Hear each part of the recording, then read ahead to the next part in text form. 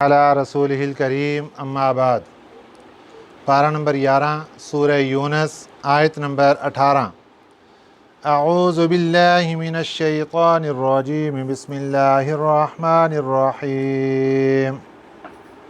وَيَعْبُدُونَ مِن دُونِ اللَّهِ مَا لَا يَضُرُّهُمْ وَلَا يَنفَعُهُمْ وَيَقُولُونَ هَؤُلَاءِ شُفَعَاؤُنَا عِندَ اللَّهِ قُلْ أَتُنَبِّئُونَ اللَّهَ بِمَا لَا يَعْلَمُ فِي السَّمَاوَاتِ وَلَا فِي الْأَرْضِ سُبْحَانَهُ وَتَعَالَى عَمَّا يُشْرِكُونَ۔ صدق اللہ العظیم۔ کل کے سبق میں مشرکین مکہ کے حالات گزر چکے کہ جب اللہ تعالیٰ نے قرآن مجید نازل فرمانا شروع کیا، قرآن مجید نے ان کے شرک کی تردید کی، قرآن مجید نے ان کی بت پرستی کو رد فرمایا، قرآن مجید نے ان کے جتنے بھی برے اعمال تھے ان کی تردید کی، تو بجائے اس کے کہ وہ قرآن پاک کی بات مان کر بت پرستی چھوڑ دیتے، قرآن پاک کی بات مان کر شرک چھوڑ دیتے، قرآن پاک کی بات مان کر کفر چھوڑ دیتے، وہ نبی پاک صلی اللہ علیہ وسلم کو مشورے دینے لگے کہ آپ یہ جو قرآن پاک ہمیں سنا رہے ہیں اس کے اندر فلاں فلاں مقام پر تبدیلی کر دیں، جو ہمارے مخالف حکم آ رہے ہیں ان کو تبدیل کر دیں، باقی ہم مان لیں گے، یا پھر ایسے کریں پورا قرآن ہی چینج کر دیں۔ تو اللہ تعالیٰ نے نبی پاک صلی اللہ علیہ وسلم کو فرمایا کہ ان کو بتا دو کہ قرآن پاک کی تبدیلی میرے اختیار میں نہیں، میں تو وہی کا پابند ہوں، جیسے اللہ تعالیٰ حکم دیں گے میں تو اس کا پابند ہوں، اس لیے میں کچھ نہیں کر سکتا۔ آج کے سبق میں اللہ تعالیٰ نے مشرکین کے جو غلط بتوں کی عبادت اور شرکیہ اعمال ان کے بارے میں اللہ تعالیٰ نے نصیحت فرمائی کہ ان کا عقیدہ کیا ہوتا ہے۔ اصل مشرک جب بت کی پوجا کرتا ہے، جب بت کو سجدہ کرتا ہے یا بت کو رکوع کرتا ہے یا دست بدست اس کے سامنے ہاتھ باندھے کھڑے ہو جاتا ہے، تو اس کا ایک معنی یہ ہوتا ہے کہ میں اگر اس کے سامنے کھڑا نہ ہوا تو یہ مجھے نقصان دے گا، اور اگر میں نے اس کو راضی کر لیا تو مجھے یہ نفع دے گا۔ یہ دونوں چیزیں اللہ کی ذات کے ساتھ خاص ہیں۔ اگر انسان اللہ کو چھوڑ کر اللہ کی مخلوقات میں کسی کے ساتھ بھی یہ چیزیں اٹیچ کرتا ہے کہ اگر میں نے اس کی عبادت نہ کی، بندگی نہ کی، سجدہ نہ کیا اس کو، تو یہ ناراض ہو کر مجھے نقصان پہنچائے گا، یہ انسان کفر کے اندر چلا جاتا ہے۔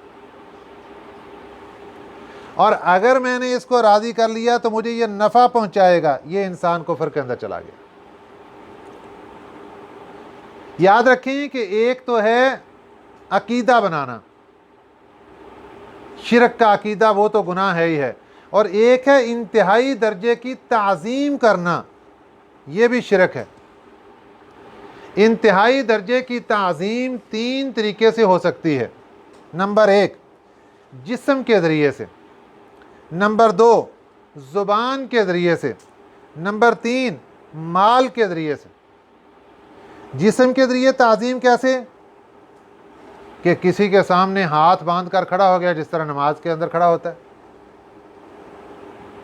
اور دل کے اندر یہ عقیدہ رکھا کہ میں اس کے سامنے کھڑا ہوں، اس کو راضی کر رہا ہوں تو یہ مجھے نفع پہنچائے گا، اور اگر میں ایسے کھڑا نہ ہوا تو یہ مجھے نقصان پہنچائے گا، بس یہ بندہ مشرک ہے اور یہ کام کرنا حرام ہے۔ نمبر 2 جسم سے تعظیم اور کیا ہوتی ہے کہ انسان رکوع کی حالت ان کے سامنے۔ اب مشرکین مکہ اور دیگر جتنے شرک کرنے والے تھے وہ لوگ بتوں کے سامنے یوں کھڑے ہوتے تھے، بتوں کے سامنے ہاتھ باندھ کر کھڑے ہو جانا، بتوں کے سامنے رکوع کی حالت میں چلے جانا، بتوں کے سامنے سجدے میں گر جانا۔ اور آج کا مسلمان کلمہ گو عاشق نبوی صلی اللہ علیہ وسلم یہ قبر کے اوپر گر جاتا ہے، جا کر یہ مزار کے سامنے جا کر گر جاتا ہے۔ وہ کام جو وہ لوگ بت کے سامنے کرتے تھے یہ ایک قبر والے کے سامنے ایسے ہی ہو جاتا ہے، ہاتھ باندھ کر کھڑا ہوتا ہے اس عقیدے کے ساتھ کہ میں جتنی دیر ہاتھ باندھ کر با ادب رہوں گا یہ مجھ سے خوش ہوگا اور مجھے نفع پہنچائے گا۔ اور پھر اس سے بھی آگے بڑھ کر رکوع کی شکل میں چلا گیا، بوسے لینے شروع کر دیے قبر کے۔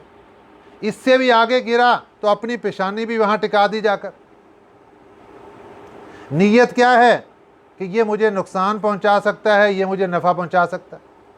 یہ ایک صورت ہے جسم کے ذریعے سے انتہائی تعظیم کرتے ہوئے، میں تو تعظیم کر رہا تھا جی، بڑے لوگ ہیں جی، یہ بڑے بزرگ ہیں جی، میں تو تعظیم کر رہا تھا۔ زبان کے ذریعے تعظیم، ان کی حمد و ثنا کے اندر انتہائی درجے آگے چلے جانا کہ جو صفات اللہ کی ذات کے ساتھ خاص تھیں وہ ان کو دینا شروع کر دینا، یہ زبان کے ذریعے تعظیم۔ اور تیسری تعظیم ہے مال کے ذریعے سے، کہ مال اللہ کی طرف سے ہمارے پاس امانت ہے، اس کو اللہ کے نام پر دینے کی بجائے غیر اللہ کے نام پر لوٹانا شروع کر دینا۔ یہ فلانے کے نام کی نظر ہے، یہ فلانے کی نیاز ہے، یہ فلانے کی نیاز ہے، یہ فلانے کی نیاز۔ یاد رکھیں نظر بھی اللہ کی، نیاز بھی اللہ کی۔ اب لوگ کہتے ہیں جی ہم تو اصالِ ثواب کر رہے تھے۔ بھئی اگر اصالِ ثواب تو برحق ہے، ثواب پہنچانا برحق ہے۔ آپ ثواب پہنچائیں حضرت امام حسین رضی اللہ تعالیٰ عنہ کو، جتنا مرضی پیسہ خرچ کریں، آپ 2 کروڑ کر دیں، آپ کہیں کہ یا اللہ یہ میرا سارے کا سارا جتنا بھی ثواب ہے یہ حضرت امام حسین، حضرت امام حسن اور اہل بیت اور دیگر شہداء کرام سب کو پہنچاؤ، پہنچے گا انشاءاللہ۔ کام کی خرابی کہاں سے آتی ہے؟ نظر اللہ نیاز حسین۔ کام کی خرابی کہاں سے آتی ہے؟ کہ پیسہ خرچ کیا اور اس پیسے کے اوپر صدقے کا نام دینے کی بجائے اس کو 11ویں کا نام دے دیا۔ جب نام تبدیل کیا تو اب نام تبدیل کر کے آپ نے اس کی جب 11ویں کا لفظ آتا ہے تو حضرت غوث اعظم حضرت شیخ عبد القادر جیلانی رحمۃ اللہ علیہ، اولیاء اللہ کے بہت بڑے سردار، ان کی طرف نسبت چلی جاتی۔ جب ان کی طرف نسبت گئی، غیر کی طرف اللہ سے ہٹ کر جب کسی کی طرف بھی نسبت گئی تو بس وہیں سے پھر شرک کا شبہ پیدا ہو گیا۔ اللہ تعالیٰ انہی چیزوں سے تو ہمیں ہٹانا چاہتے ہیں کہ غیروں سے ساری نظریں ہٹا کے میری طرف نظر رکھو۔ فرمایا وَيَعْبُدُونَ، اور یہ لوگ عبادت کرتے ہیں، من دون اللہ، اللہ کے سوا کی۔ یاد رکھیں دنیا کے اندر صرف ایک فرقہ ہے جس کو دہریہ کہتے ہیں، یہ اللہ کی ذات کو نہیں مانتا۔ اس کے علاوہ آپ ہندو کو لے لیں، آپ سکھ کو لے لیں، آپ یہودی کو لے لیں، آپ عیسائی کو لے لیں، کسی بھی مذہب کو پکڑیں، وہ اللہ کی ذات کو مانتے ہیں، لیکن ماننے کے اندر پھر آگے کمی بیشیاں یہ کرتے ہیں کہ وہ نیچے والوں کو بھی ساتھ مانتے ہیں، جس طرح مشرکین مکہ مانتے تھے۔ وہ کہتے ہیں اصل طاقت تو اللہ تعالیٰ کی، لیکن نیچے یہ اللہ کے پسندیدہ ہیں، یہ بت اللہ کو بڑا پسند، یہ بت اللہ کو بڑا پسند، یہ ہمارے سفارشی ہیں، ہم ان کے سامنے، یہ ہماری اللہ کے سامنے۔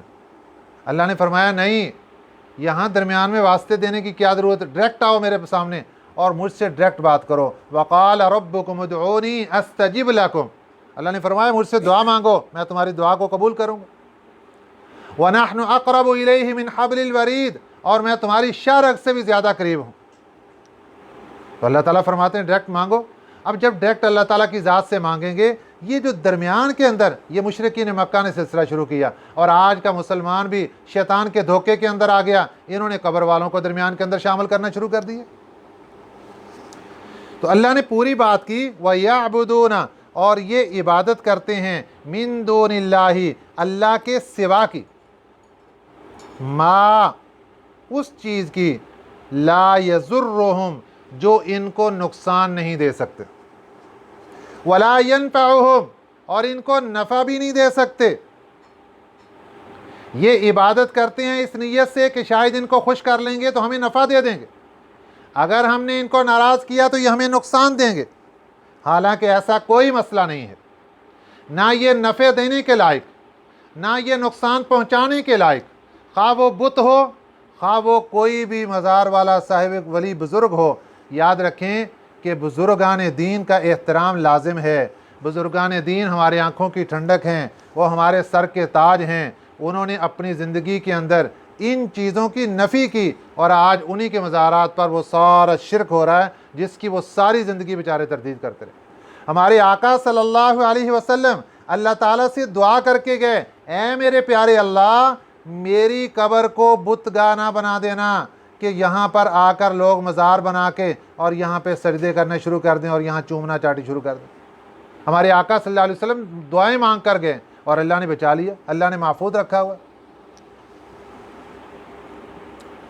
وَيَعْبُدُونَ اور یہ عبادت کرتے ہیں مِن دون اللہ اللہ کے سوا کی، ما ان چیزوں کی، لا یضرہم جو ان کو نقصان نہیں پہنچا سکتے، ولا ینفعہم نہ ان کو نفع پہنچا سکتے ہیں، وَيَقُولُونَ اور یہ لوگ کہتے ہیں، جو عبادت کرنے والے نا یہ کہتے ہیں، ہَؤُلَاءِ شُفَعَاؤُنَا عِندَ اللَّہِ یہ ہمارے سفارشی ہیں، ہَؤُلَاءِ یہ شُفَعَاؤُنَا ہمارے سفارشی ہیں، عِندَ اللَّہِ اللہ کے پاس۔ سفارش کا کیا مطلب ہے؟ ایک ہے دنیا کی سفارش جس کو سفارش جبری کہا جاتا ہے، دنیا کی سفارش کو ڈنڈے کی سفارش کہا جاتا ہے، دنیا کی سفارش کو بوجھ کی سفارش کہا جاتا ہے کہ بس میں نے کہہ دیا اب آپ کو یہ کرنا پڑے گا۔ دنیا میں سفارش اس چیز کا نام ہے، بس میں نے کہلوا دیا کام ہو گیا ہمارا، بس وہ سفارش ہی اتنی مضبوط ہے کام رد ہو ہی نہیں سکتا، اس کو سفارش نہیں کہتے، اس کو زبردستی کہتے ہیں، اور یہ ناجائز ہے۔ یہ دنیا میں تو ایسا دھوکہ فریب اور ڈنڈے کی سفارش چل سکتی، لیکن کل قیامت کے دن اللہ کے دربار میں جو سفارش ہونی ہے وہاں یہ نظام نہیں چلے گا، وہاں تو اللہ تعالیٰ اعزاز دیں گے، نیک لوگوں کو اعزاز عطا فرمائیں گے، اور وہ لوگ اللہ کے دربار میں درخواست پیش کریں گے کہ یا اللہ، یہ اللہ تعالیٰ خود ہی کوٹہ عطا فرمائیں گے، حافظ قرآن کو کوٹہ دے دیا، علماء کو دے دیا، نیک لوگوں کو دے دیا، صالحین کو دے دیا، شہداء کو دے دیا، اللہ کوٹہ دیں گے، ان کی بخشش کرتے جاؤ، اور فقیروں کو غریبوں کو بھی کوٹہ ملے گا، جنہوں نے تمہارے ساتھ تعاون کیا ان سب کو لے کر جنت میں چلے جاؤ۔ اور یہ بتوں کے بارے میں عقیدہ رکھتے ہیں کہ یہ ہمارے سفارشی ہیں۔ قل فرما دیجئے اتنبئون اللہ کیا تم بتلاتے ہو اللہ کو؟ سوالیہ انداز دیکھیں، اللہ کا جواب دیکھیں، اتنبئون اللہ کیا تم بتلاتے ہو اللہ کو، بما وہ چیز لا یعلم فی السماوات ولا فی الارض جو معلوم نہیں ہے اس کو آسمانوں میں، ولا فی الارض نہ زمین میں، کہ نعوذ باللہ یہ تو اللہ کے علم کے اوپر جا کر آپ داغ لگا رہے ہیں کہ اللہ کو معلوم نہیں تھا کہ چھوٹے سفارشی ہیں ان کی عبادت کرنی چاہیے تاکہ وہ میرے دربار میں سفارش کر سکیں۔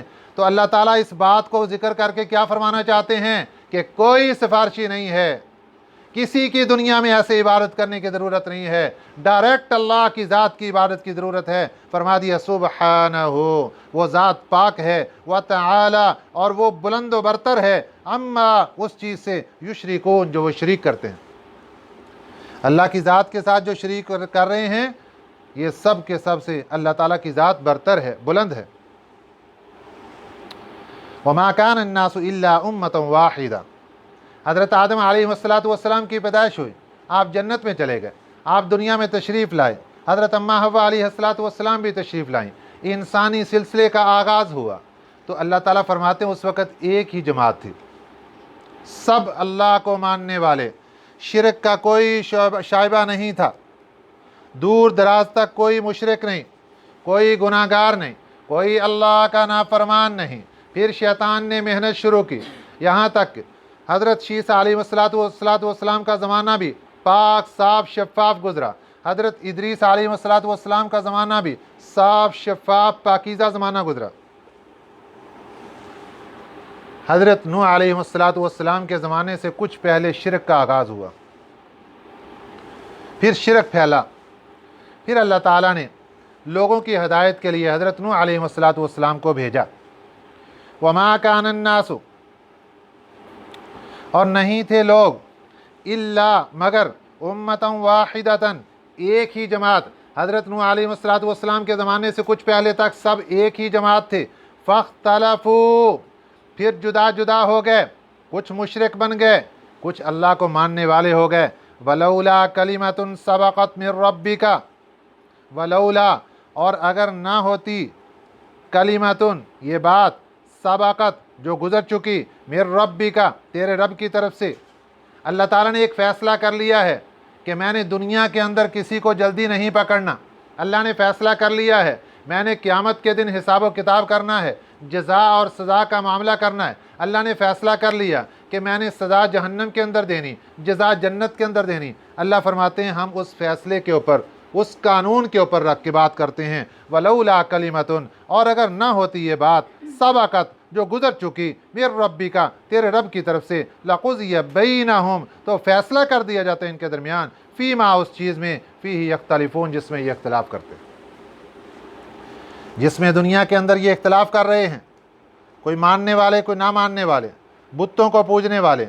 शिरक इतनी बदतरीन और गलीज़ तरीन अल्लाह के यहाँ इबादत है, बंदगी, मखलूक की बंदगी है, कि अल्लाह ताला फरमाते हैं हम दुनिया के अंदर इनका फ़ैसला कर देते। इसके बाद अगली आयत मुबारका में मुशरिकीन मक्का का फरमाइशी मौजज़ा, ये बात पीछे तफसीलन गुज़र चुकी कि अल्लाह ताला का कानून ये है, अल्लाह अपने नबी को, हर नबी को मौजज़ात, निशानियाँ अता फरमाते हैं ताकि उम्मत को दिखाएं, वो देखें कि ये वक़्त का नबी है। लेकिन अगर कोई उम्मत अपनी फरमाइशी मौजज़ा मांगती है, अल्लाह ताला देने पे कादिर हैं, अक्सर नहीं देते, लेकिन जब देते हैं तो कानून एक ही होता है कि देखो या तो इस फरमाइशी मौजज़े को मान लो, मान कर नबी की बात मान लो, सर तस्लीम खम कर दो, और अगर नहीं मानते फिर सदा के लिए भी तैयार हो जाओ। हाँ ना में जवाब होता है, फिर मोहलत नहीं दी जाती। तो मुशरिकीन मक्का ने भी फरमाइशी मौजज़ा मांगा। वयक़ूलून, और कहते हैं, लौला उन्ज़िला अलैहि आयतुम मिर रब्बिही, क्यों नहीं उतारी गई इन पर कोई निशानी उनके रब की तरफ से। आप अंदाज़ा लगाएं कि हमारे प्यारे पैगम्बर सल्लल्लाहु अलैहि वसल्लम के ऊपर अल्लाह ताला ने मौजज़ात की बेशुमार, एक मौजज़ा नहीं, उलमा इकराम ने 300 मौजज़ात तक लिखे हैं, इससे भी ज़्यादा मौजज़ात हैं जो हमारे आका सल्लल्लाहु अलैहि वसल्लम के दस्ते हक़ पर ज़ाहिर हुए। देखने वालों के लिए निशानियाँ थीं, एक मौजज़ा काफ़ी था। अल्लाह ने सैकड़ों मौजज़ात दे दिए, लेकिन उन सब को देखने के बाद फिर अपना फरमाइशी मौजज़ा कि ये मक्का मुकरमा है, पहाड़ों का इलाका है, यहाँ पर पहाड़ ख़त्म हो जाएं, यहाँ पर सब्ज़ियाँ ही सब्ज़ियाँ हो जाएं, यहाँ पर नहरें चल जाएं, यहाँ बागात आ जाएं, ये फरमाइशी मौजज़े थे। इन्हीं के बारे में कहने लगे, लौला उन्ज़िला अलैहि आयतुम मिर रब्बिही, क्यों नहीं उतारी गई इन पर कोई निशानी इनके रब की तरफ से। तो नबी पाक सल्लल्लाहु अलैहि वसल्लम को अल्लाह ने फरमाया कि देखो कि इनको बता दो कि निशानियाँ उतारना मेरे बस का काम नहीं, ये आलिमुल गैब अल्लाह की ज़ात का काम है और अल्लाह के पास है। फ़कुल, बता दो, इन्नमल गैबु लिल्लाह, गैब की बातें अल्लाह के पास। ये सारा निशानियों का नाज़िल करना और ये सारा मामला करना ये अल्लाह के इख्तियार में है, मेरे इख्तियार में नहीं। लिहाजा तुम नहीं मान रहे मेरी बात को, फ़ंतज़िरो, अब तुम इंतज़ार करो।